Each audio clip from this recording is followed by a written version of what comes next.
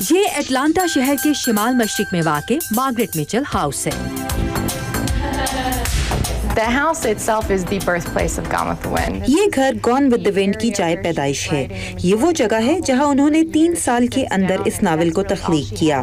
ایک استعمال شدہ ٹائپ رائٹر پر کھڑکی سے باہر کا نظارہ کرتے ہوئے انہوں نے اس کا آخری چیپٹر سب سے پہلے لکھا.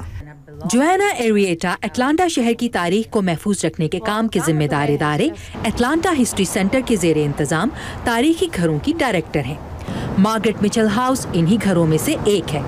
جوانا کے مطابق مارگریٹ میچل اس گھر کے مختصر سائز کے باعث اسے ایک کوٹھڑی کہا کرتی تھیں. سن 1900 میں پیدا ہونے والی مارگریٹ میچل 24 برس کی عمر میں اپنی دوسری شادی کے بعد اس گھر میں منتقل ہوئیں. She was moving out of her father's house. اس دن وہ زندگی میں پہلی بار اپنے والد کے گھر سے کسی اور گھر میں منتقل ہوئیں. وہ پیچ ٹری اسٹریٹ پر ایک محل نما گھر میں پروان چڑھیں. وہ خود مختار زندگی کی متمنی تھیں. وہ یہاں 7 برس رہیں. 1926 میں جب ان کے ٹخنے کی چوٹ نے ان کے چلنے پھرنے کو محدود کر دیا تو دل بہلانے کو انہوں نے لکھنا شروع کر دیا. اور مارگریٹ میچل کے دل بہلانے کا یہ مشغلہ گون ود دا ونڈ کے نام سے 1936 میں ایک ناول کی شکل میں سامنے آیا. اس ناول کی کہانی کا پس منظر مارگریٹ میچل کا پسندیدہ مضمون یعنی 1861 اور 1865 کے درمیان امریکہ میں لڑی جانے والی خانہ جنگی اور اس کے امریکی معاشرے پر اثرات تھے. پہلے 6 ماہ کے اندر ہی اس ناول کی 10 لاکھ سے زائد کاپیز فروخت ہوئیں، جبکہ اب تک اس کی 3 کروڑ 3 لاکھ سے زیادہ کاپیز خریدی جا چکی ہیں. اس کا اردو سمیت دنیا کی اندازاً 40 مختلف زبانوں میں ترجمہ ہو چکا ہے. میرے خیال میں اس وقت ہمارے ماحول میں بچوں کی توجہ بھٹکانے کے لیے بہت سی چیزیں موجود ہیں. کتابیں ہمیشہ ان کا پہلا انتخاب نہیں ہوتی. بچے ایک ایسی جگہ آ کر جہاں ایسی مقبول کتاب لکھی گئی بہت خوش ہوتے ہیں. ڈان ولیمز ریاست الینوائے کے مڈل اسکول میں مطالعے کی استاد ہیں. ان کی رائے میں مارگریٹ میچل ہاؤس جیسے میوزیمز میں آنے سے بچوں میں کتابیں پڑھنے کی تحریک پیدا ہوتی ہے. خود ڈان ایک طویل عرصے سے مارگریٹ میچل ہاؤس کو دیکھنے کی خواہش مند تھیں. Her gravesite, which is nearby.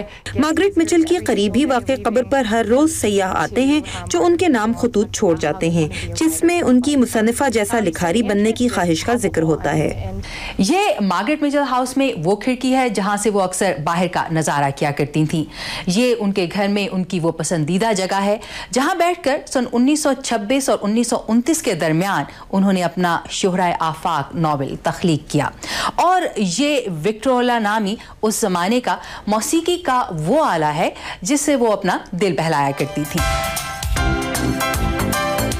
یہ گھر مہمانوں کی تواضع کے لیے ایک ڈرائنگ روم، سونے کے ایک کمرے یا بیڈ روم اور کچن پر مشتمل ہے.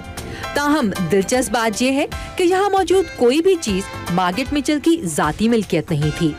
جوانا ایریٹا کے مطابق اس میوزیم میں نمائش کے لیے رکھی گئی چیزوں کا مقصد سیاحوں کے لیے ایسا ماحول پیدا کرنا ہے جس سے انہیں مصنفہ کے رہن سہن کا اندازہ ہو.